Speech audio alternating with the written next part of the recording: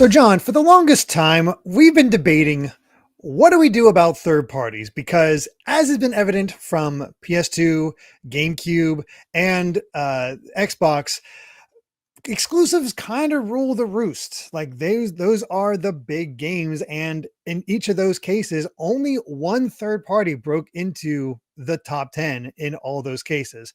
So I was like, do we do multi-platform? Do we not do multi-platform? As is evident by this video, we decided to do multi-platform. And how do you feel about that? Just off the bat, like, are you okay with this decision? Do you feel like Yeah, it taints the purity of these top tens? yeah, it's tough, isn't it? Because if the top 10 is the top 10, and the best games you associate with that platform, I don't think it matters whether they're multi-platform or not. But also, when you're thinking about best PS2 bit games, best Xbox games, best GameCube games, you're thinking about what you associate with them, which probably isn't the Mhm. multi-platform stuff. And it's like some of the best games of that era, like Prince of Persia, just didn't make it on any of these lists, and nor did GTA. So I think when you have emissions as big as Grand Theft Auto, there probably is an oversight there. So I Yeah. am all for this. But we've also had comments saying, like, okay, why didn't you do this for PS1 or Super Nintendo? And I think it just wasn't that big then. When you think about They were more multi-platform, distinct, I think. yeah, yeah, Yeah. especially Super Nintendo, those like different versions. But on N64, it was like, oh, there's Rayman 2 on N64, PlayStation, Dreamcast. That's definitely an example. And I guess like Tony Hawk. But there aren't that many more. Like the library was very distinct back then, and Yeah. here was kind of the first time where it really, the lines started to blur. They weren't quite a blur in the same way 360 and PS3 are, but they started to blur. Yeah. It basically is like, oh, okay, you're going to get essentially the same experience across consoles. Some might perform a little bit better, but the core game is the same is what you'd Yeah, expect from playing that game. But that said, there's a lot of extra rules with this one because of how it came before. So typically, if a game ends up on multiple lists, I don't. It's whatever because we had like Sonic 2 Game Gear also make the list along with Sonic 2 Master System. mhm, Essentially the same game, just one zoomed in. But that's just how it is. That's just the best of the system.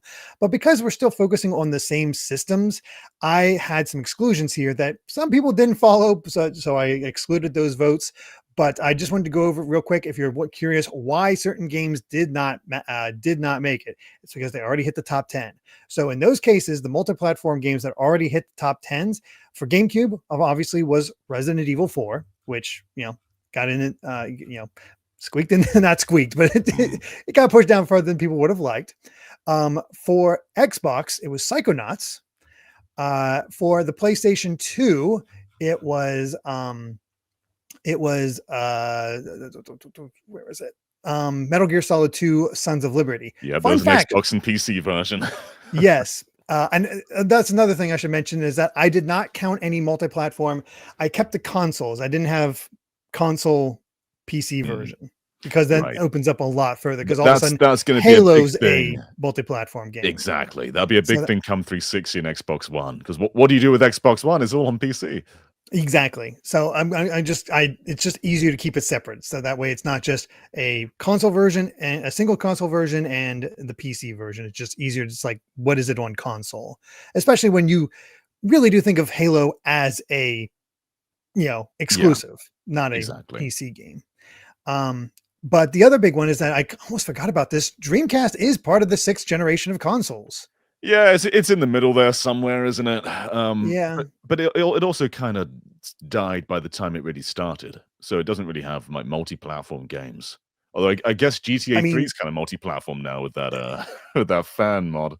I guess so, but technically, a lot of the games that appeared on there did appear like they ported it to other systems, so That's true. technically they count. So Yeah, Sonic Adventure 1, Sonic Adventure 2, Crazy Taxi, Skies of Marvel Arcadia, I vs. guess. Capcom 2, Yeah, yeah. Skies of Arcadia, Fantasy Star Online. Those all count. Those did not get counted because they did get ported to other consoles. Mm. Um, So yeah, I guess that in a lot of ways, because Press Play to Jason says the Dreamcast is in a generation of its own. You can almost say that about the Switch. I think yeah, they are very very similar. Both introduced like in the middle of the other one's cycle, and just kind of like they march to their own drum.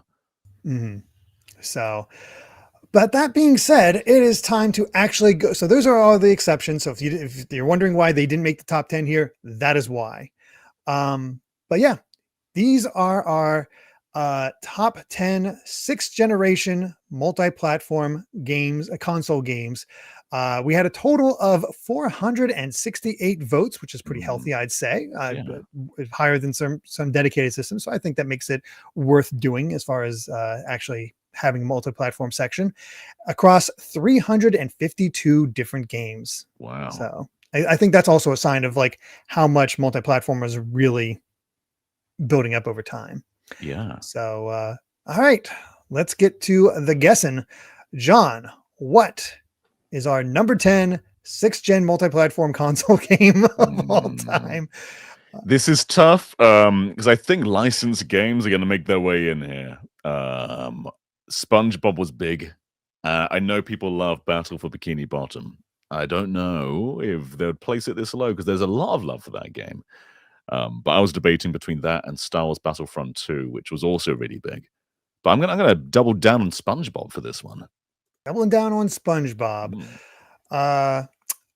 Well, unfortunately, number 10 does not have a feature of pineapple under the sea. Number 10 is Burnout 3 Takedown with 572 points, which, oh, thank God. I was hoping, I had my fingers crossed for this one. This one means a lot to me. So, oh, thank God.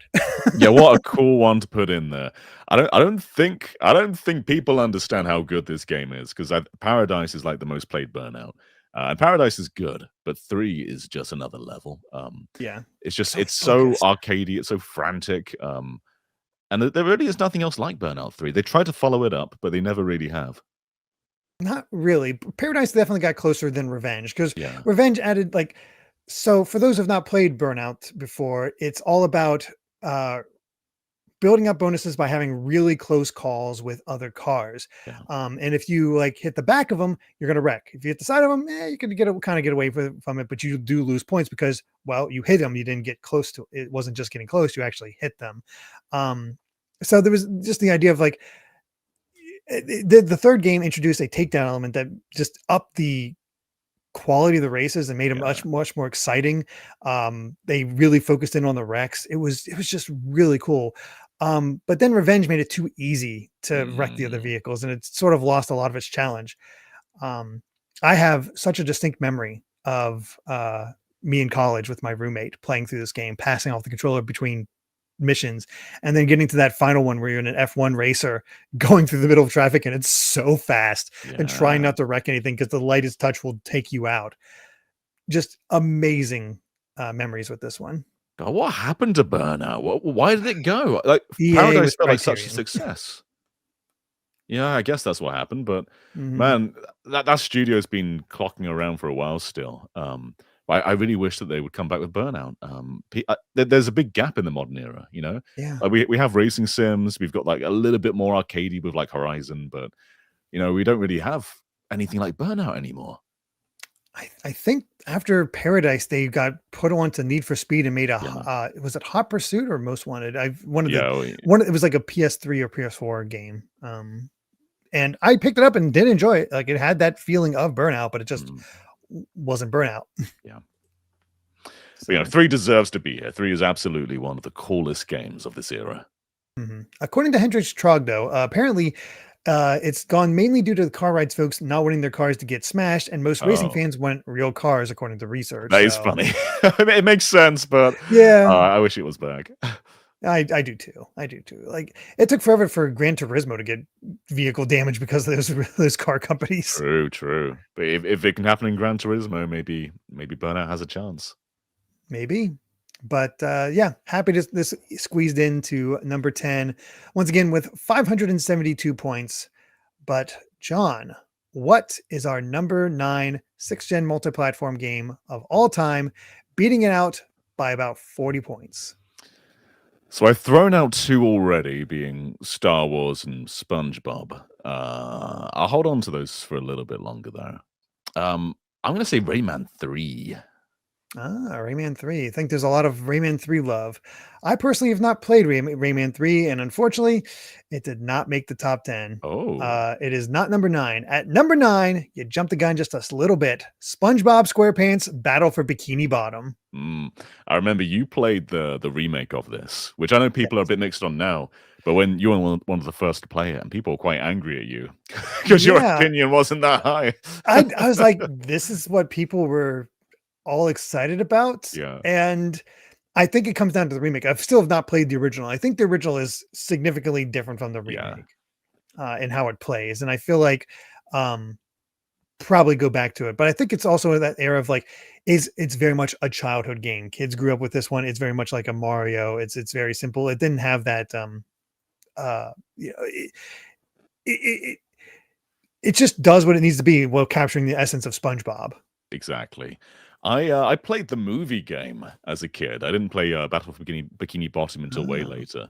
And I think I always saw that one as just kind of fine. And they're built off the same blueprint. I have played Battle for Bikini Bottom since, and I think likewise, it's good. If you're a SpongeBob fan, like there's some good humor in there. It's just a natural extension of the show. But like you compare it to a lot of licensed games in that era, and so many of them are just garbage. Whereas this one really is actually there's a legit good game in there. Do I think it's better than every other multi-platform that could have been here? Probably not, but I still think it's still good though. This is a good nostalgic pick. Like this emphasizes like there's nostalgia involved, there's childhood involved, and it there has to be there if a licensed game got a remake. Yeah, that does not happen very often. Yeah, exactly. And we saw a lot of licensed games on like on like Super Nintendo and arcade lists. Like license holds a lot of power in nostalgia. But it helps when the game's actually good too. Yeah. Like there was actually a pretty decent amount of good licensed games back there, and at some point they kind of became crap, and the reputation got really bad. Yeah.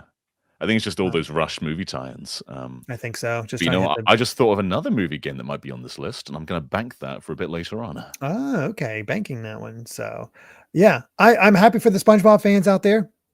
Battle for Bikini Bottom is definitely a solid game. I can't judge the original, so I'm not going to say anything. But the remake or remaster, it's fine. Yeah, it's okay. I don't think that one's going to make a top 10, but good for the original for sure. Mm-hmm. All right, let's go ahead and get to our number 8 6th-gen multi-platform game of all time. What beat out SpongeBob by 25 points? I said Star Wars earlier, and I feel like it should be here. But maybe there's something else before that. You know, I'm gonna come say the game that I thought of just now, the other licensed game, Spider-Man 2, which was that was one that I grew up with and I really liked. So we'll see. Fingers crossed. That was the one that really emphasized the web swinging for the first time, and people just fell in love with it. It has so much of what made the PS4 game what it was. Like all that DNA was there in the PS2 Treyarch one. Yeah, and I never picked that one up. I played the first one, but not never the second one. It's a shame about that. That being said, the reason I'm talking about it so much is that no, it's not number 8. Didn't make it. Oh, it is at number 8. Once again, you jumped the gun just a little bit. Star Wars Battlefront 2. This was huge. At school, everyone had Star Wars Battlefront 2. I felt like every time I went to a friend's house, like they had like a small collection of games, and Battlefront 2 was always in there. The first one was good too, but 2 just felt like it was a way bigger deal. It was not long after, or was it during the prequel trilogy that this came out? It was a pretty high time for Star Wars, at the very least. I think it might have just been after like episode 3. I'm not sure. Was this the one that added heroes, or was that established in the original? As well? I'd have to revisit to remember exactly, but yeah, it was the same year as episode 3. So there was a huge. There was a ton of Star Wars games at the time, thanks to all the prequels releasing and so forth. Yeah. But Just taking a quick look here, it's fundamentally similar to its predecessor, be it with addition of new gameplay mechanics such as the ability to sprint and roll forward. A couple different modes, of course. Like the original, it's also split into two eras: the Clone Wars and also the Galactic Republic, war. Let's see. Here's why it's so significant. It is the one that introduced the new special class of heroes. So now you can go through and all of a sudden you're Darth Vader, you're Luke Skywalker, you're Han Solo, wreaking havoc on it. And that definitely adds a bit more to it. Yeah. Well, this was also a big online game. Probably less so on PS2 because you need the network adapter to make that work. But on Xbox, this is like one of the big Xbox Live games alongside Halo 2. It was pretty huge. I'd say to this day, it's probably better than what the remaster. There was a remaster last year which had like really botched matchmaking and botched mechanics. You're better off playing on the original Xbox where it just worked, as it should have. But yeah, this was like one of those big evergreen games, and if you were a Star Wars fan, you just get to play as everyone. This was massive. Yeah, I missed out on it because I was on PS2 and the online was a big focus, and I just didn't I didn't realize how much single player was in there. But it's notable because it was made by Pandemic, who was like did a bunch of actual Battlefield. Right. Actually, no, they did not. I was looking at this. They were the ones behind Full Spectrum Warrior, the Star Wars, the Clone Wars, Army Men RTS. Mercenaries, which is a great one. Mercenaries for sure. Yeah. So, but still, Pandemic had quite the legacy.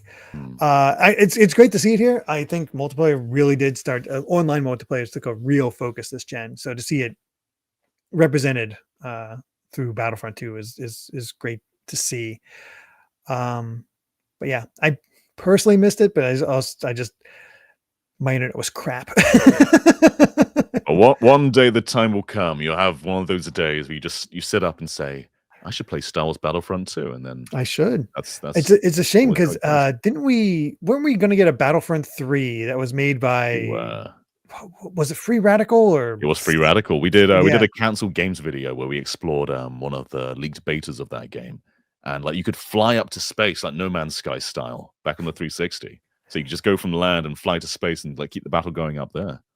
That's such a shame, man. Yeah. They could totally make an awesome Star Wars Rogue One level based on that final battle. Absolutely. Because that actually was a battle that took place on both of them. So anyway, that is our number 8 game of all time for the 6th generation multi-platform. What, John, is number 7? Beating out Battlefront 2 by 20 points. Well, Sonic Heroes has shown up on every list, I'm pretty sure. Like PS2, GameCube, Xbox. I think it was always there. And I can't think of another multi-plat that had that. So I'm going to say that. It's probably here. And I don't think it's good enough to be in the top 5. So this might be the spot for Sonic Heroes to live.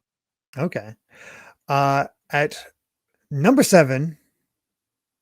it is not Sonic. Instead, number 7, Beyond Good and Evil. Oh, an actually good game. Yeah, hell yeah. I love Beyond Good and Evil. When this came out, there was like a real conversation about whether Okami and Beyond Good and Evil are better than the actual Zeldas of that time. And I don't know. I don't want to get into that conversation, but I do think it's different and more interesting in some ways. But you sort of get that Wind Waker boat traversal, but you also get a far more lived-in world than Wind Waker, while having a very different tone. And the fact that it was multi-platforms, like everybody kind of gets Zelda, but it was legit really, really good. Yeah, I definitely had to. It was like everybody was raving about this. I had to pick it up, but for whatever reason, I didn't buy it. It was one of those games I rented at the time and played it. But I also had a distinct memory of going on a long trip to Florida for like a Disney World trip with my family, and we always drove, and that was hours. But we had some sort of setup that allowed me to play my console game in the car on the way down. Oh, right. I forget exactly how I think we had like a small mini TV that you could Yeah. attach to the back of the headrest of the chair in front of you. And then I was able to have the console on my lap and plug it in and have like some sort of battery like that could plug into the car itself. Some weird setup like that. But this is the game I played on that car trip. And I played Beyond Good and Evil with headphones on, pretty much beat it in that during that course of that car trip. And it was great. Like it sucked me in the entire time. Time flew by like no tomorrow. And Jade is a great character. There's a reason everybody wants this sequel, but it's never going to happen. But even the sequel they've shown us doesn't resemble no, the original. Like, that's not the sequel people want. Are you crazy? No. The original was so good because it was really grounded. It felt pretty small. Like you can explore the entire world, but it's all about like personal relationships. It's about sort of taking it slow. But there's also like great things you can do in the world. Like there's races you can do. There's all these bonus like pearls you can find and upgrade your ship.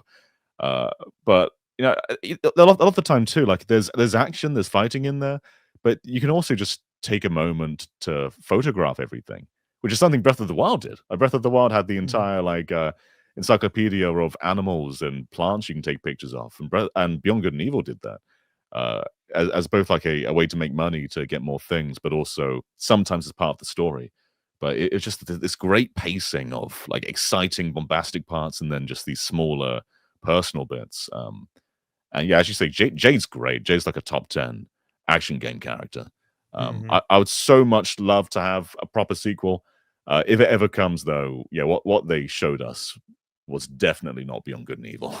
No, that's not what anybody wants. What the heck is that? And then, you know, we had that little teaser that was definitely closer that featured, you know, Jade and Paige. Yeah. But, you know, it's unfortunately just never going to happen unless somebody really gets things moving at Ubisoft. I doubt it, but yeah, we had that remaster last year.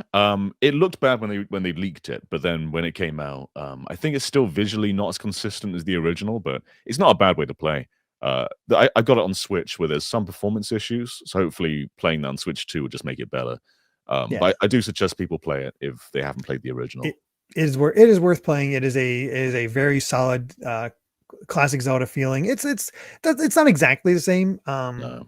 In a way, it's funny. A lot of comparisons at the time, I believe, were to Star Fox Adventures because it featured another protagonist with a staff. Oh yeah, I guess that makes sense. Yeah. So there you go. But no, it's a solid time and not super long. I want to say it's only like 12 to 15 hours at most. Yeah, something like that. Yeah, the story it rides by pretty quickly. Yeah. So absolutely recommended. Fantastic game. Glad to see it here in the top 10. But let's move on to number 6, which, believe it or not, only beat Beyond Good and Evil by 1 point. Whoa! It was that close between these two. Wow. Well, I'll go for a game that I think people may not know is multi-platform, but people would vote for it in droves if they did know, which is Silent Hill 2. Oh, yeah. It's not one that you normally think of because I know I associate with PS2. Yeah. It was exclusive to begin with, but I think it came out on Xbox like a year later and PC as well. That's right. All right. At number 6, Silent Hill 2. Oh, okay. You got it right. You nailed it. I'll take it. Yeah, this is another one that people were a bit upset did not make the top 10 on PS2. Yeah. It's a defining PS2 game, but the problem is PS2 has so many defining games that you can't get them all in a top 10. But this is just like one of the coolest horror games ever made. And it is still that particular version is still better on PS2. So when the PS2 has a lot of development quirks where to make things look the way they do and perform the way they do, you do things specific to PS2 hardware. So when you port it to something else, things get lost. So with Xbox, the fog effects got lost. And then PC even more so. And then those HD versions they did on 360 and PS3 just obliterated a lot of the effects. So PS2 is still the best way to play. And that's true for a lot of PS2 games. But there's just this special aura to Silent Hill 2. It's got that kind of old school feeling mixed with a bit of modern. So it's a lot of locked camera angles, but that is so perfectly framed to what it's showing you. And the remake's great too. I feel like there's such a crafted feeling to the original, which isn't quite replicated. Mhm. And yeah, it's scary. It messes with your mind. It's just one of the perfect games, you know, to ever really come out. It's kind of iconic. It's just a very Yeah, good self-contained story about just this what led this one man to this town, and with all that's going on, and really replayable with all the different endings. mm, Um, a lot of meaty themes to analyze and get into. Like yeah, this, it's the type of stuff that didn't get analyzed. Like you didn't have a lot of those type of games back in this era. Whereas it's kept no, it sort of simply. There wasn't a lot to really dig into. This one gave it. This one, especially because for a lot of people, it was almost too subtle about yeah. what they were doing. People But miss the point. I think it wasn't until years after where people started posting like essays and things that a lot of people start to understand what the things are actually talking about. But if you do grasp it, it's one of those games that like it lives on after turning the console off. That you just keep thinking about what actually happened and interpreting what you think happened.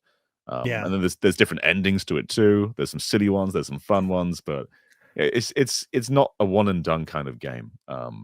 It just even today, people still think Silent Hill 2. Even after the remake, people still think of the original Silent Hill 2. mhm, And 3 is also tremendous, but 3 remained PS2 exclusive, so we're not seeing yeah. that here. Yeah, it's weird. 3 did not is not multi-platform, but Silent Hill 4 was. Yeah, yeah, there's a lot of loyalty to Sony in this time. Mhm. I think after PS1, a lot of Japanese studios, like Capcom, somewhat apart from Resident Evil, they had like Onimusha and Devil May Cry. But yeah, there's definitely a loyalty. Konami as well, Metal Gear. Like we got 2 multi-platform, but 3 went back to PS2. Yeah, it's true. Um, Hustlebun, as a Alan Wake and Resident Evil fan, I feel like I need to play it. Yes. Yeah, you do. I mean, It that's it you just described it's the perfect mix of you need to play it.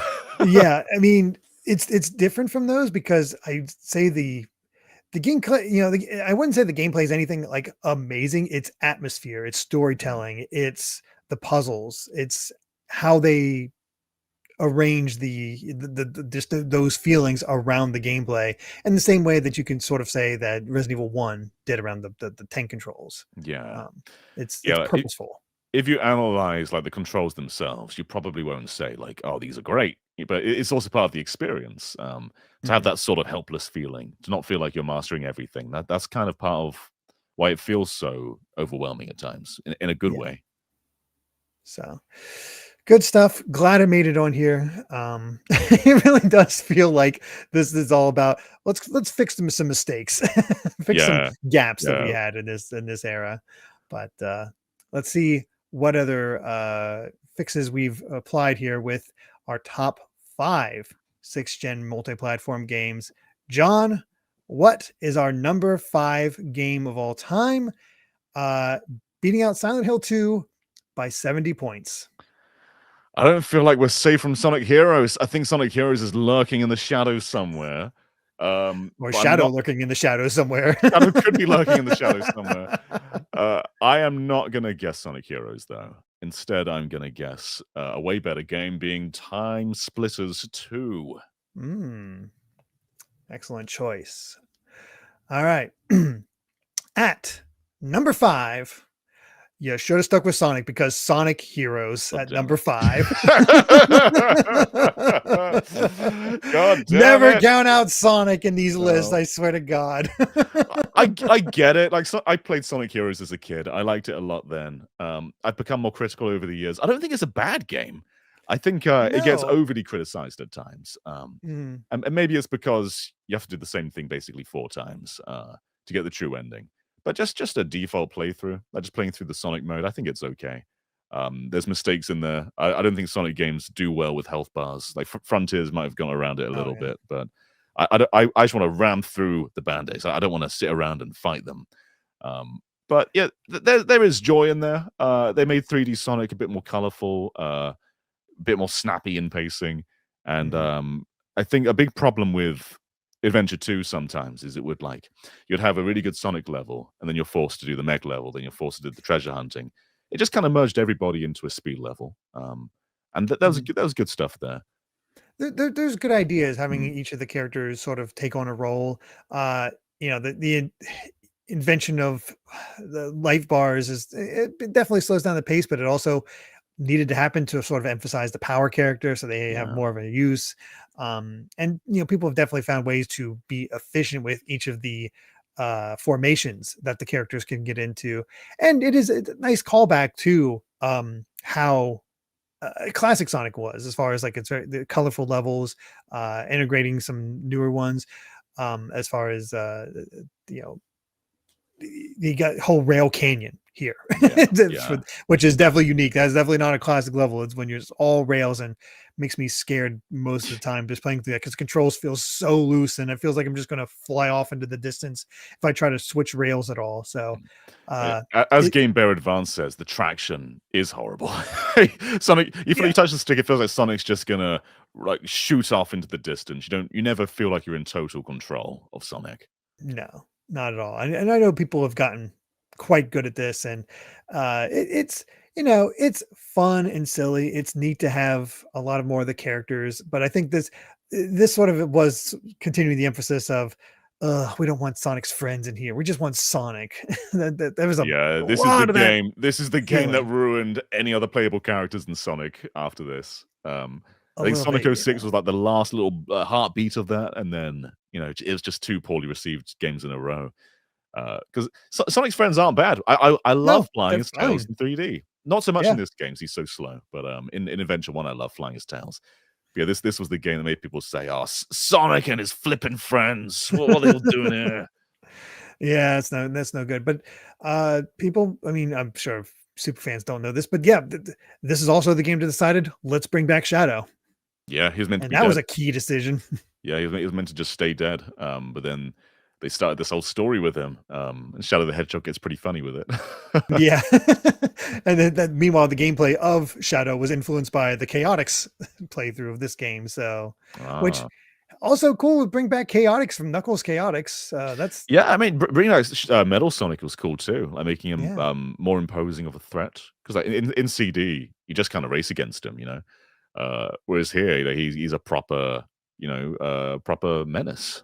Mhm. There's an expansion of characters here that Yeah, kind of set the bar going forward, because this is where you get Omega. This is the 3D introduction of Cream. yeah, Yeah, this kind of set the bar, I guess, yeah, for Sonic. Weird in a very strange sort of way. yeah. I think the game has its joys, has its quirks. I think it's got a few too many quirks to be considered a great, but Yeah, I can respect that people still like it. yeah. Again, it's much like SpongeBob. Can sort of, it's nostalgia, Yeah. especially. I'm gonna guess they're focusing more on the GameCube and Xbox versions, because I've heard bad things about the PS2 version of this Yeah. game. Is it just that PS2 is locked to 30 FPS? Is that it really? Because Maybe. I played it on PS2 growing up, and I go back and play on GameCube these days. But as a kid, I never really went, "Oh, this feels inferior." Oh, I don't remember feeling that many glitches, but I guess maybe Hmm, there probably are some. yeah. Mm, Oh well. yeah, But yep, it was not unexpected. But yep, Sonic Heroes made the top 10, and yeah. even number 5. But the question remains: what is our number 4 sixth generation multi-platform console game of all time, John? Beating out Hmm. Sonic Heroes by 46 points. Okay. So I feel like Time Splitters wasn't a bad stab, but I don't know.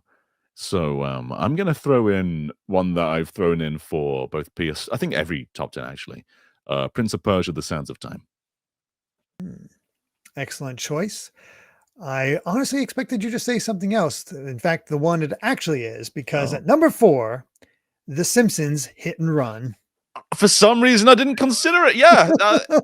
That This one did is a kind of really good showing on all the previous ones. So I was yeah, like, I have a feeling it's going to make the top 10 here. And yep, here it is, number 4. yeah. It's one of the best licensed games. Yeah, they copied GTA and they did a really good job. And I think one of the coolest parts of Hit and Run is like it was made during like season 9, season 10 Simpsons, so it was still pretty good. And it felt like just an extended episode of The Simpsons, like kind of like a big Treehouse of Horror, while also just having this really good, refined GTA gameplay. But I think more than GTA, like GTA, you very much, you get out of your car to shoot up or accept missions. Hit and Run has like this good balance of on foot and vehicle. And it's just nice to explore like these known Simpsons areas. I guess like people felt with SpongeBob, you're really attached to this license. It's nice just to explore it on foot. With Hit and Run, like you get all of Springfield to explore. It just feels cool. Yeah, it's so good.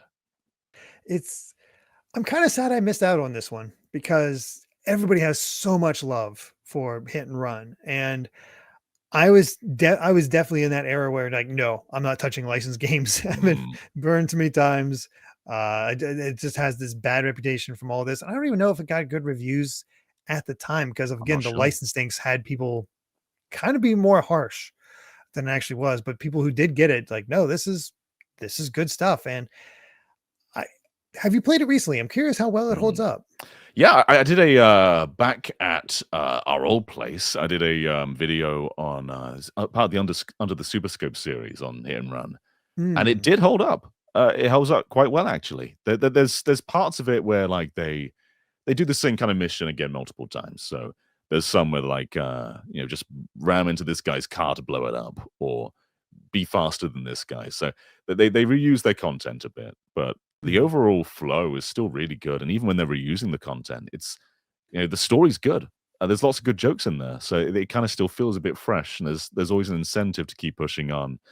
And in this time, The Simpsons was copying a lot of stuff in games. There was skateboarding and road rage and Hit and Run. Skateboarding didn't land very well. Road rage did. Road rage was just Crazy Taxi. I think they even got sued for just copying Crazy Taxi. But I think they just hit their strides in copying GTA. But it was like a family-friendly version of GTA, though. So it kind of had its own purpose to not just be a Which clone. Is ironic considering Simpsons was considered the devil. Yeah. True, but at least you weren't shooting anyone. But yeah, you can run people over and they just sort of roll around rather than die. I wonder if the reason I sort of avoided this one is because I had Simpsons games as a kid. Like I had Bart versus the Space Mutants and the Spart versus the Juggernauts on Game Boy, and like neither of those were that good. I'd go back to them, but they were not great. Yeah. So I was like, maybe Simpsons games aren't really the best. And then of course, here is the best Simpsons game, according to a lot of people. I'd say it is. A lot of top 10 lists in the time were always like they topped at the Simpsons arcade, but I think this is a lot more substantial. Oh yeah, especially because it has a lot more seasons to pull from. It can have those sort of in jokes in there. Yeah. Have the voice cast in there is a huge thing. Well, I guess the arcade did have the voice cast, but just a little more limited. Yeah. Whereas this time there's a lot of dialogue in Hit and Run. It really is like a lost episode. Which I think you said Futurama was like that too, right? Where they treated it as a lost episode as far as the cutscenes. Gameplay, not so much. Yeah. But yeah, this is really good. It's backwards compatible on 360 as well. So that's a nice way to play it. But it's never been re-released though. I don't know who holds the license. Does EA have the license anymore? Like, I don't even know. I don't know. I guess Disney would have to license it to someone though, and Disney haven't been bad at re-releasing their stuff. No, I feel like if they did a remaster of this game, it would hit pretty well. Would hit and run. Perfect. I can't top that. So yeah, let's move on. We have our top 3 6th-gen multi-platform games of all time. John, what is at number 3, beating out Simpsons by about 15 points? I think ideally I'd like this to be Time Splitters, GTA, and Prince of Persia, but I don't know. I don't know if my world is ideal though. So I'll say Time Splitters again. Time Splitters 2 specifically. The Future Perfect is also cool. All right. Locking in at with Time Splitters at number 3. It is not Time Splitters 2 at number 3. Instead, is Prince of Persia: The Sands of Time. That doesn't help me with my guesses because I have to keep guessing Time Splitters and GTA again. But what a good pick, though. Sands of Time is like one of the coolest 3D action games ever made. Seriously. Yeah. This was, I think it was the same year, if not the year before Angel of Darkness, Tomb Raider hit. And like Tomb Raider influenced a lot of 3D Prince of Persia. But when they tried, going into like a refined PS2 era, Angel of Darkness was still behind the times. Whereas Prince of Persia just nailed how to make a fully fleshed out 3D sort of Tomb Raider game. It took all the inspiration from the original Prince of Persia, but it felt so natural to glide across walls and climb, and it was such a great balance of everything. And that rewind mechanic kind of let you be a bit daring, and it also kind of alleviated annoyance if you're just repeating and repeating again. There's also you have to keep getting sands. You can't keep exploiting it. You've still got to be a bit careful, but it was just this really cool mix of refined gameplay with this sort of more daring jumps. And I think they kind of lost that a little bit as they went on, but Sands of Time remains like the best example of it.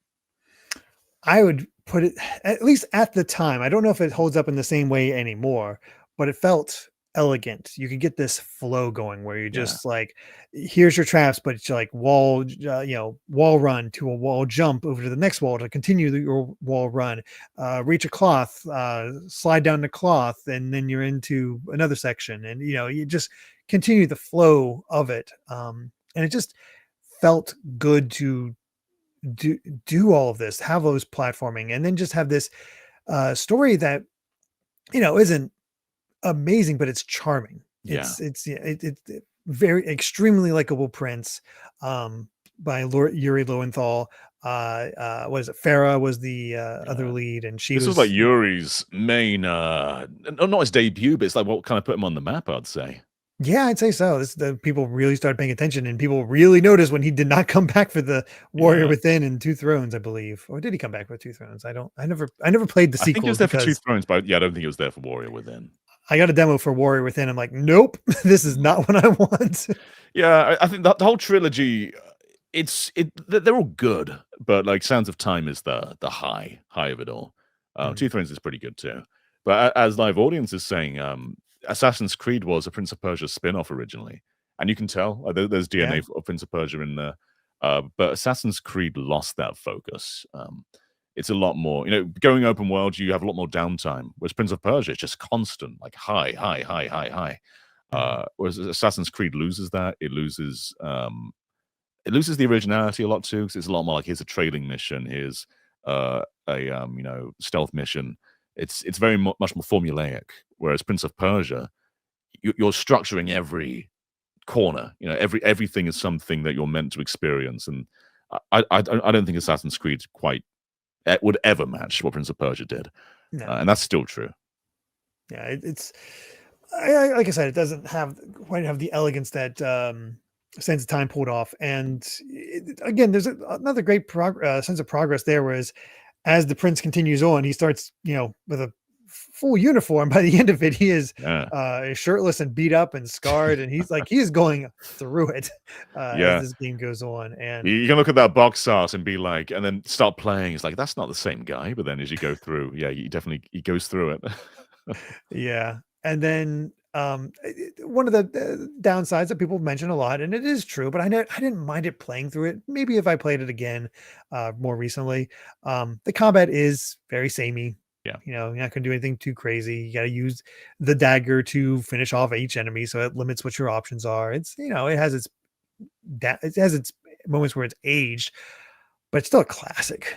Yeah, the combat isn't anything that special, but defeating enemies also gets you more sands, so it's like you sort of view them as like weapons almost. Like you're just taking sands from them. It's definitely the weaker part, but it's cool to see how they adapted the original Prince of Persia in combat though, because that game had like blocking and everything, which is transferred to 3D very well. It's easy to forget that there was an original Prince of Persia when playing Sands of Time, because so much of its DNA is kind of its own. There's cool things borrowed, but it's very much its own thing. Happy to see it here, because it was always like, I was like, so close. It was another one that would get so close in the other ones, and it just didn't quite make it. Yeah, but I'm perfectly happy with it being number 3. But John, that just leaves 2. What is we have 2 left, but what is our number 2 multi-platform game of all time?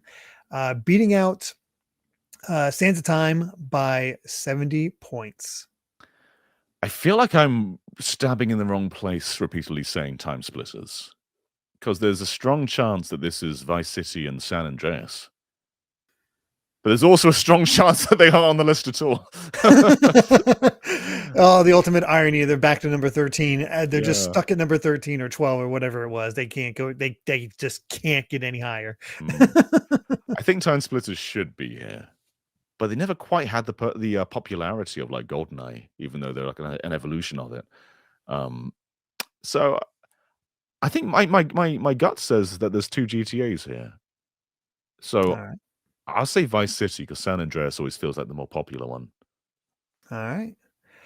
At number 2, Grand Theft Auto San Andreas. Again, this isn't helpful. Everything I'm guessing is the one before. I'll tell you one other thing to help your guessing. It is not Time Splitters 2, and it is only this one GTA. This is the only GTA that made the top 10. Oh, what? Okay. Yeah. That's so much more confusing. But okay, cool. San Andreas is like the defining multi-platform game, probably the defining game from this generation.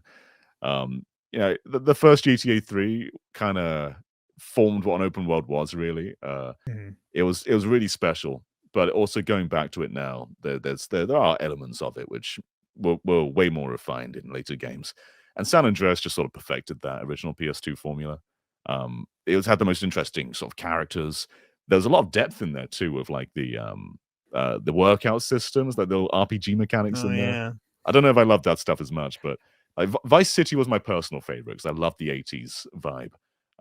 But you know, San Andreas just was the most advanced of them all. Yeah, just a very big game. The sheer amount of stuff that you could do in that game was staggering. The fact that there were 3 cities, you had the gangster system, you had the tagging system, you had all these things that you could just find and discover, and it still had that wackiness to it. Like everybody remembers getting the jetpack and being able to run around there and just go nuts. Like it really did stand out. But for me, every time I never beat a single GTA, I always get kind of overwhelmed or bored or just like sick of a certain mission and just stop, which is a shame because I think CJ's story is quite interesting, probably more interesting than what is it, Tommy Vercetti's in Vice City. Yeah, but Vice City has the more vibes interesting. going. I think you're right. It is more interesting. Like I think Vice City's style and vibe I like more, but yeah, San Andreas it definitely goes to more interesting places. And it depends how you play it too. Like some people play it for the story. A lot of people just like to mess around, like just get a helicopter or a plane and just shoot across the map. And I think that's another part of it is like San Andreas had a lot of really cool vehicles in this game. It just felt fun to fly around. They didn't feel like there were many boundaries in this one. And like you can go on a bike, you can go in a car. Like it really just felt good. And then 4 came along a few years later in the next generation. I think 4's a good game, but it went for a lot more of a grounded feel. Vehicles felt more rigid, and San Andreas just had that really flexible flow to everything. And to the point where many saw like the next GTA as a big downgrade. And today, like, a lot of people still think San Andreas is the best one. Yeah, and the trilogy, the HD trilogy that came out like 2 years ago, they've got their problems. But if you only have one way to play San Andreas, I still think it's a pretty good way to play. Not a very pretty way to play, but the gameplay still holds up really well. Yeah, I can't deny that. Like I picked up each GTA. I tried to play through them, and I definitely enjoy them. And loved driving around with the radio, like the commercials and stuff. There was just so much fun just seeing what they came up with, and then you get the music and yeah, it deserves to be here.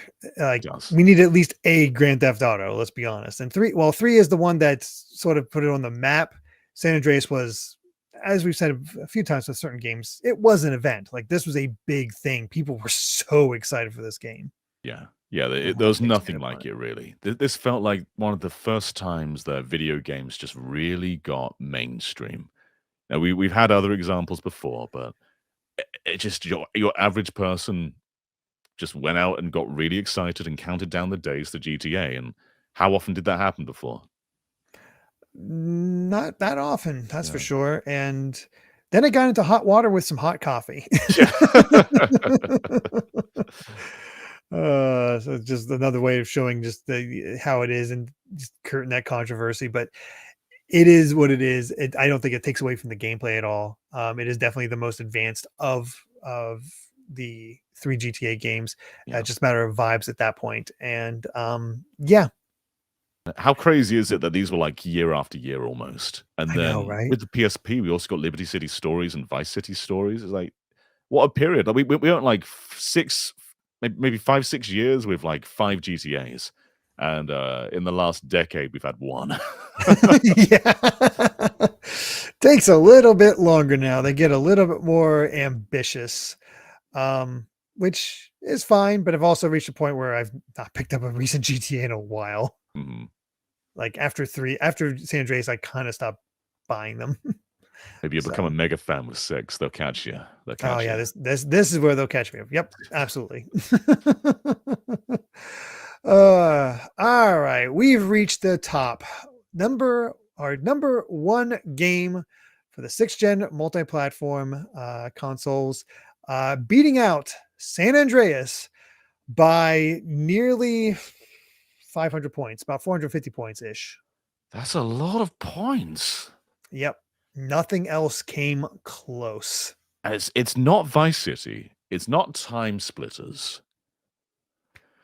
This reeks of GameCube fans longing to get Link back in with Soulcalibur II. Because what the GameCube list had a lot of votes in there.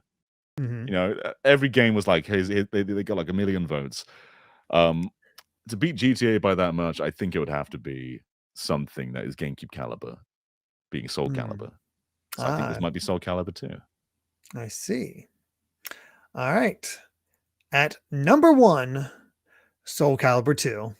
Super interesting. I was shocked that I didn't mention it until like this point. Like you I seem to have had it. forgotten about it, I honestly. thought about it at the beginning, yeah. I just didn't think it could get this high. It deserves to be this high. It's not one of the best Oh fighting yeah. games ever. It's hard to think of it topping like GTA and like Prince of Persia. It felt like they had so much more of a presence, but Soul Calibur 2 is excellent. Whether you bought it for Link or not, like Hayahachi, Spawn, they're all good. Every version's good. The Mhm. Xbox version even ran at 720p, which was crazy for Oh wow. this era. It's so good. Every character just feels so fun. The diversity in their weapons too. Beautiful game.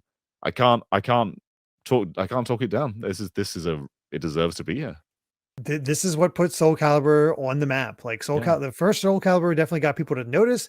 This is what put the nail in the head. And you can say whether or not the guest characters is what really helped push it forward. It's hard to say because they decided to go console exclusive for Soul Calibur 3 and introduced their character creator mode. And then when they came back for Soul Calibur 4, they were multi-platform, but also had guest characters again, the Yeah. Star Wars one. So it's hard to tell, but I think even without the guest characters, this game is fantastic. Like your core cast is really solid. You got some really fun levels. There is so much single player content in this game, just unlocking all the various weapons and seeing what all there is to do in the game.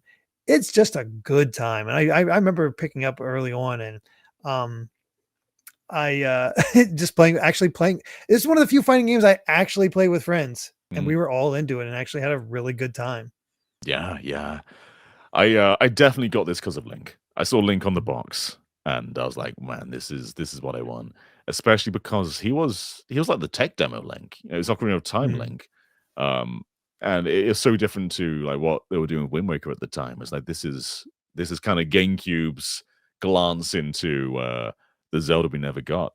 And that's what got me into it. But then you start exploring more. It's like, well, there's something really special in here. And I've gone back and I own every version of it now. Um, I'd say GameCube, well, with Link, that's a big bolster, but the Xbox version is really good. As we were saying, it's 720p. which is crazy. Like, I think it might even be 1080i as well. I know Oh wow. 720p is there for sure, but 1080i might be in there too. So it's really advanced technically. And there was an HD version later on, which had online play, which has been delisted now. But I Unfortunately. still want it to come back because we never got that link online. I really Yeah. want them just to make that full version with all the crossover characters together. It's kind of impossible. Like those, we got Spawn and Heihachi together, but obviously no Link. But now with the Yeah. GameCube And NSO, we so I have guess it's Link not and happening. Yeah. online. So that's Yeah. the closest we have. But we can play that online though, and that is still a huge deal. Like with lots of other NSO systems, like there's a handful of really great online games. But then you look at NES, there's not much. GameCube though, that's when you start to really flesh out. Like I want to play GX online, and I absolutely want to play Soulcalibur online. I think we're gonna get like some real hours in that GameCube NSO app just playing multiplayer together, and Soulcalibur is gonna be a big drive for that. I'm down. Yeah. Who was your character? Were you just Link, or did you actually gravitate towards any of the characters? I gravitated around, but no, Link was my main. Yeah. I think, if I remember correctly, Link was kind of broken in that game. So Yeah. I really liked Link, but like Ash, I was also a big Town fan. Yeah. And just had a really good time. And recent video that just came out for Soulcalibur fans out there, another YouTuber by the name of Babe Ruthless, she just did a video, hour-long video, going over the details and like history of all the stages of Soulcalibur II, and really shows that like how certain design elements from different regions and the storytelling that went into them. It's a very excellent video, well worth checking out. Yeah, go check that out. There's a lot of stuff you don't consider in the raw fighting moment, but yeah, there's a lot. There's so much depth in Soulcalibur 2. I stuck with the series a little bit after this, but I kind of fell off. And it's not that it got worse, but I think Soulcalibur 2 was just such a high that it's difficult to exceed that, afterwards. Yeah, I picked up Soulcalibur 3 because I was so excited, and then it just felt lesser for Yeah. whatever reason, even though I like the new characters. 4, it's fun to have the Star Wars characters, but again, it just didn't click. I heard 5 was terrible, and then 6 I picked up, heard was really good, and I had fun with what I played, but just didn't stick with it. They've got to bring Link back. Get Soulcalibur 7, put Link on the box. There you go, it's back. Got to get Link back, and you got to have Cloud in there because that was what they wanted for PS2. True. Who's the new Spawn these days? Who replaces Spawn? Maybe like Deadpool or someone. Yeah, maybe Deadpool. I don't know. Oh goodness. Yeah, I don't know who the Xbox character would be. Yeah, a Killer Instinct character would be cool. Oh, there you go. That'd be fun. Putting a Or Killer Battletoad. I mean, Battletoad was in Killer Instinct, Yeah. so I guess it kind of counts. Oh yeah, it's going to be a while until we get a new Soul. Who knows if we'll get a new Soulcalibur? They need to have a champion. It needs to sell well, so we'll see. Yeah. Oh, there we go. Arbiter with an energy sword. Yeah, that's cool too. It would be a really good fit. So, yeah, that's our top 10. And honestly, I like how no one franchise took over or anything like that. We got a nice solid mix of genres. Like this seems pretty emblematic of the 6th gen's multi-platform output. Yeah. And most games do deserve to be here. Like we've been shouting out Prince of Persia and GTA in every video because they deserve to be in this spot. And it feels weird to overlook a lot of these games because they were so integral to what this generation was. Yeah. And I know there's some in here that some people were like a little upset didn't quite make it, which is why we always go over our top 50 at the very least. And let's say we get to those, John, just to see where everything else got in that case. Yeah. So at number 11, missing out the top 10 from the top 10 by 60 points, Grand Theft Auto Vice City. Man, yeah. I think it makes sense. San Andreas was the more popular one. But it's just preference. They're both as good as each other, really. Mm-hmm. Yeah, they had their own essences there. It was number 10 for a while, but then Burnout 3 had a surge, Yeah. and which I'm grateful for because I'm like, yeah, let's get Burnout in there rather than 2 GTAs. I'm Same. okay with this. Yeah, people have their preferences, but I prefer it when it's like one franchise rather than just one dominating, the whole list. Because it could have been 3 Vice City, San Andreas, and the PS2 even got the PSP ports, so it could have been Liberty City Stories and Vice City Stories too. So Yeah, it's the best outcome just to have one. yeah, agreed. At number 12, Time Splitters 2. Nice, It yeah. was close, but not about. It was about 130 points away from making that top 10. So yeah, it was a bit far off. All 3 are great. They're made by X-Rare, so they're GoldenEye, Perfect Dark talent. And it's just them again, really. It's Perfect Dark and GoldenEye with dual sticks, 60 FPS. It's what people want GoldenEye to be, really. But just for some reason, these don't quite get the same admiration that GoldenEye got. I'm not really sure why, because they're just as I good. wonder if it was because it didn't have at least the first game did not have the single player focus. Like it was very much multiplayer focused. They definitely get more multiplayer focus. Like two is quite single player focused, I'd say. Mm-hmm. But yeah, maybe that's it. But it's also not as big of a name as GoldenEye. No, but I think I wonder if I could see a resurgence if Time Splitters 2 did get ported to the NSO. Maybe, and there's a chance it could happen. That's entirely possible. At number 13, here is Spider-Man 2. Mm-hmm. Another one that deserves it. Like it's one of those licensed games that's just it's better than it should be. Like how did you get this out in time for the movie? Made Spider-Man completely open world, nailed swinging. I think like, what's cool about this too is like the Insomniac games. They very much like magnify, like make it like magnetic the swinging. So like it's hard to mess up swinging in the PS4 game. Whereas this, there's a bit more skill involved. You have to kind of think about like if you hit into a building, you kind of lose your momentum. So you've really got to think about where your webs are attaching to. And I like that. The combat itself, basic combat, but the swinging and the extra story stuff is good. And Tobey Maguire's back in there. He kind of half-ass it. Like it's not his best. I mean, action, half-assed in the first one, so it doesn't make it. It's consistent. But yeah, it's a really good game though. Yeah. So glad almost, but not quite. At number 14, another series that just was knocking at the door at this entire generation. I don't think we're going to see it represented in the future from this point on because this was sort of its heyday. Tony Hawk's Pro Skater 3. Yeah, you're right. This kind of was the first 2 games were so big. This game was big too, but it never quite replicated just how big the originals were. I don't think. Yeah. So, great games though. A lot of fun. Yeah, for sure. Number 15, losing out to Pro Skater 3 by only 4 points. Tales of Symphonia. Daniel and his alt account strike again. I wonder if this would have done better if more people would have remembered, like, oh yeah, it is multi-platform because it did come out on the PS2, which is that version is, all the future versions are based on, which is a thing. But people associate it with GameCube so much that they, I think, forget that it's. I've had a lot of people comment. It's like, oh yeah, Tales of Symphonia was multi-platform. So yeah. Oh well. Yeah, and the PS2 version had more stuff. Obviously it became the base version going forward, so the frame rate was lower. But there was a good reason to play it on PS2 originally. Now it's kind of a curse, but yeah. And it is one of the best RPGs from this era, so it's cool to see it here. Yeah, and yeah, it might be Japanese only. That doesn't matter. It's still multi-platform. It still counts. The only thing I cared about was whether it went it was on multiple consoles at that time. Yeah. Not like future ones. Like if the GameCube version got like a later ones. That's like why Resident Evil 1 remake was not considered for this list. Yeah, because that remaster only came out on GameCube. Yeah. And the remasters wouldn't count. So so there's that. At number 16, Lego Star Wars 1. This is where Lego games really started. Like this kind of Lego game, at least. And Lego Star Wars 1 was huge.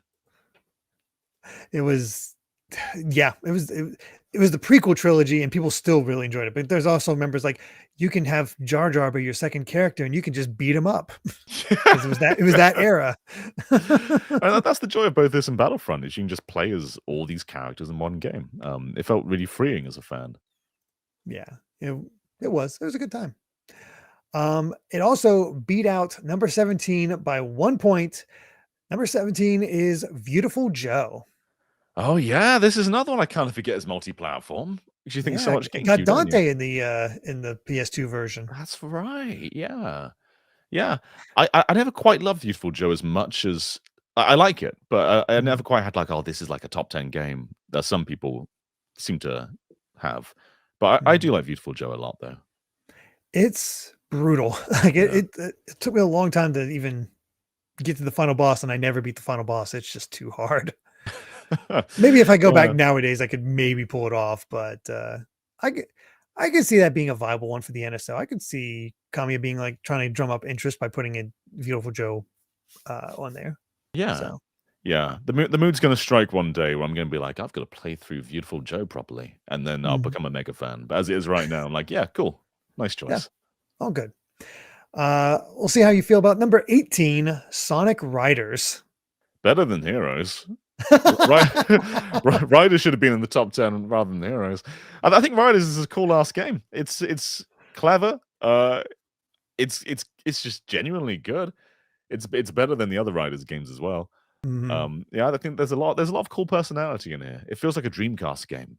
You know, it has that kind of blue sky Dreamcast energy. That sort of wacky experimental feel. I think they landed it pretty well with the first one. You just have to get used to the controls because I played the demo and I couldn't figure out figuring out how to do well at all. I was like, nope, I'm not putting in the time for this. It did not click with me, which is a shame because it has so much style. The style of Sonic Riders is some of the best in the series. Yeah. I would love Riders to come back. I know we're getting the boards in the new racing game, but I want just a pure Riders. That would be cool. At number 19, Pac-Man World 2. Yeah, this is another I feel a lot of people have like a shared nostalgia for this one. Yeah. I played it not growing up. I played it like in the last few years, and it is really good. It's a big evolution from the first Pac-Man world as well. Like a lot more freeing, a lot more open. A cool mix of they sometimes get like little maze bits in there, so there's like a lot of Pac-Man classic DNA in there. A lot better than 3. I didn't enjoy 3 very much. Yeah, I don't hear people talk about 3 that much. It didn't have that. Didn't land as well. But I've heard a lot of people, including Shellshock in the live audience, really hoping for a Pac-Man World 2 repack. That'd be nice. Yeah, I think it deserves it.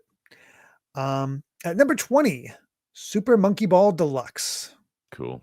Which is just the levels of 1 and 2 combined. Yeah. I think I tend to go back to the original ones a bit more because they feel just a bit nicer. But Deluxe it's still good. It's still good. Yep. Number 21, Tony Hawk's Underground.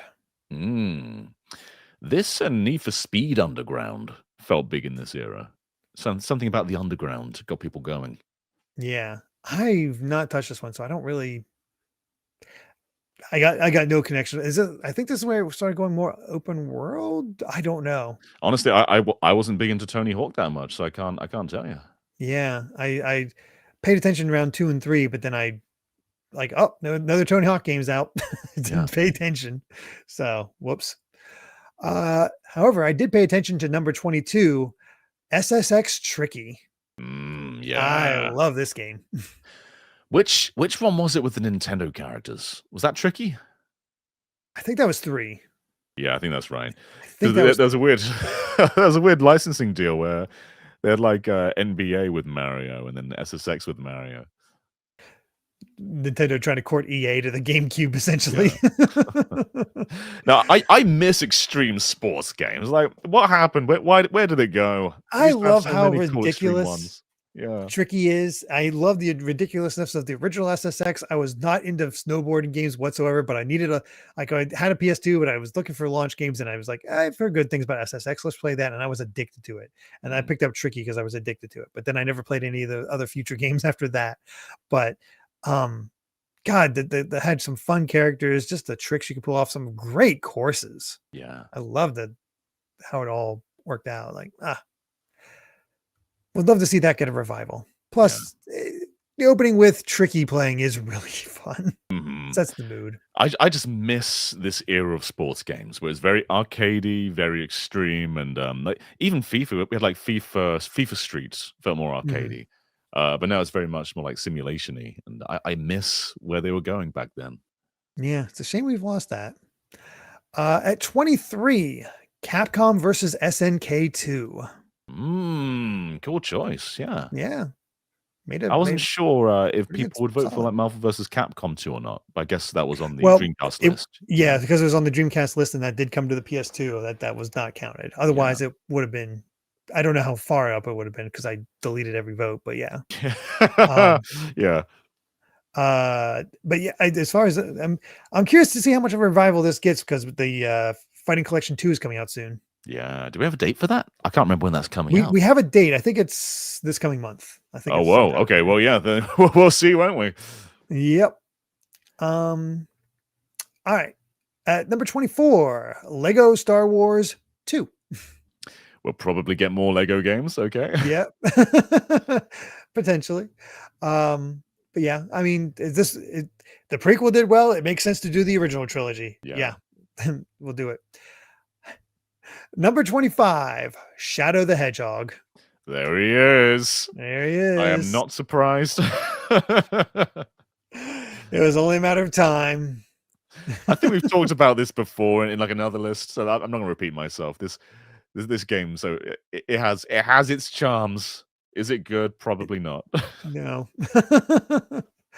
Oh God. All right. Here's the fun part. Number 26, Grand Theft Auto 3. I am Shadow surprised beat out low. GTA 3. Yeah. I don't know. It's a really important game. I think it makes sense that Vice City and San Andreas are ahead, but I don't know if it should be this far back. But I think it's the problem is it's very like you go back to it, it feels very archaic. Yeah, maybe It definitely feels like a first attempt. So that might be some of the issue. Not 100%. It deserves to be here in some regard. It does. It does. At number 27, Rayman 3 Hoodlum Havoc. I guess this in the top 10. I don't like Rayman 3 as much as Rayman 2, but I think this is still a really fun one. A lot more combat-y than it is platforming-y, but it's also really, really out there. Like lots of cool mechanics, lots of cool little gimmicks. There's those skateboarding levels through like the disco dream world thing. Like it's distinct. It's a cool game. I never picked it up. It got lesser reviews than 2, and I was very so review biased at the time. So I wouldn't like if it didn't hit a certain threshold, I wouldn't pick it up. Yeah, and so I feel like if you've never played Rayman before, you should play Rayman 2. I mean, I have played Rayman 2. See, I loved Rayman 2, so you'd think I would be inclined for Rayman 3, but just never did. Yeah, it's still good. Yeah, but it's no Rayman 2. Yeah. Number 28, SSX 3. Oh, there you go. So this is the one with the Mario stuff, yeah? Yeah. I think this is also the one that was like, it's rather than having like separate levels, it was like all one mountain, and that was sort of the big gimmick there. Yeah. But yeah. Number 29, Killer 7. Oh, yeah. Killer 7's really cool. I think it got a remaster, which I don't think was very good. So this is just like it's still the best way to play it. But yeah, this is just so stylish. Nothing really else like it. It really did it started to put Suda on the map. No More Heroes cemented it. Yeah, absolutely. This is when people started paying attention because it was part of the Capcom 5. Yeah. But like most Capcom 5, it came to other systems later. So, all right. Number 30, Crash Twinsanity. I need to play this. I played Crash Wrath of Cortex. I played Crash Tag Team Racing, but I didn't have the best impression of post Naughty Dog Crash, so I kind of stopped. But I hear so many people say Twinsanity is genuinely good, and this seems to be the best of the post Naughty Dog Crash, and it has its own issues. It's definitely, I think it had a bit of a rush development, so it's not super polished, but it's very unique in its humor and style. And as a lot of people are mentioning, fully a cappella soundtrack, which is so Wow. different. Yeah. The day's gonna come where I'm gonna play it. I haven't the time hasn't come yet, but in my years on Earth, there will be a moment where I just say, I'm gonna play Crash to Insanity. One day. Yep. One day it's gonna happen. Maybe they'll remake it. That'd be cool. Hmm. At 31, Tony Hawk's Pro Skater 4. Man, Tony's getting around. Yeah, he was prevalent. There was a lot of Tony Hawk games. Yeah. Kind of crazy there. Number 32, Max Payne. I drafted this for the top 10 because I think it was a bit iffy on PS2, but Xbox and PC, this was like a pretty big deal. Yeah, I had friends on that were mostly PC gamers rave about this one. This feels more like a PC game to me personally. Yeah. You need that sort of accuracy. This would be a really cool Switch 2 game, actually. Yeah, kind of. But yeah, you can feel the sort of Matrix inspiration in there. But it was just really solid, just very, very cool action. Nothing quite as refined as Max Payne for this sort of approach in this era. Yeah. Oh, apparently, according to Hustlebun, Remedy and Rockstar are teaming up to remake it. So there you go. I knew that. And I forgot entirely. I completely forgot it. So that's awesome. It's good to see Remedy still doing well. Yeah. At 33, James Bond 007 Nightfire. You know, I never played the PS2 Bonds. I played Quantum of Solace on PS2 because it's just different to the other ones. But yeah, I know like GoldenEye Rogue Agent's meant to be good as well. I need to get around to these.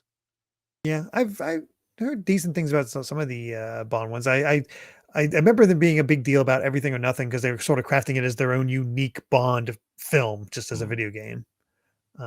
So there's that.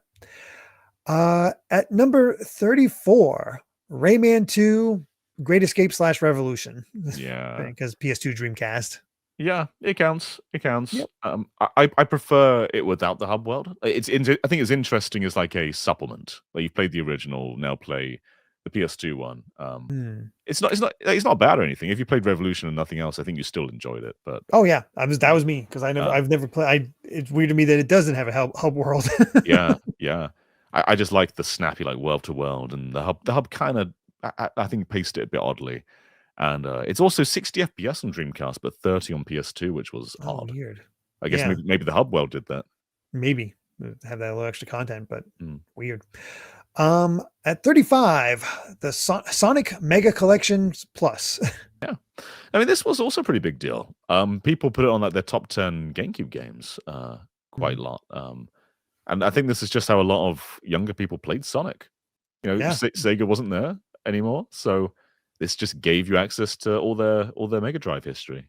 Yeah, Sega was very good about getting you to care about Sonic. They put out Sonic a lot. He sold well, and it just fostered that next generation of fans. Yeah, and yeah, Game Boy Advance, the music is so chill. You're right. Like I can think of it right now. It's just it feels like you're in a museum. That's how the whole collection sort of treated everything. Like not just a ROM collection, but a history of Sonic. Yeah. And as we've seen with these lists as time has gone on, the more you have your character, your game remembered in the present day, the better it does because more people are able to play it, more people will have a familiarity with it. So yeah, re-release your games. At 36, Outrun 2006 Coast to Coast. Very, very cool. Yeah. So Outrun 2 was Xbox exclusive, and then this one was multi-platform. Yes. Yeah. So good stuff there. I've never played any beyond the original arcade. I've never played an Outrun. So. I was at an arcade this weekend where I found an Outrun 2 arcade machine. Oh, nice. Yeah, it was really cool to stumble upon. But Coast to Coast is great. There's a PSP version as well, which I played a bunch. Oh, weird. At 37, Tom Clancy's Splinter Cell Chaos Theory. I was wondering when Splinter Cell would show up. It's kind of surprising it took so long, but Splinter Cell's been out of the public eye for a while. Yeah, I think that's it. Yeah, the Pandora Tomorrow, the first Splinter Cell, they were all really big in this era. They were competitive with Metal Gear Solid. Like they were considered Xbox's answer to Metal Gear. Yeah, magazines would be like, "This is the new Metal Gear." Like, it was really common to hear that. the three-eyed night vision. That was iconic for a long time. So absolutely, yeah, it makes sense. At 38, the SpongeBob SquarePants movie.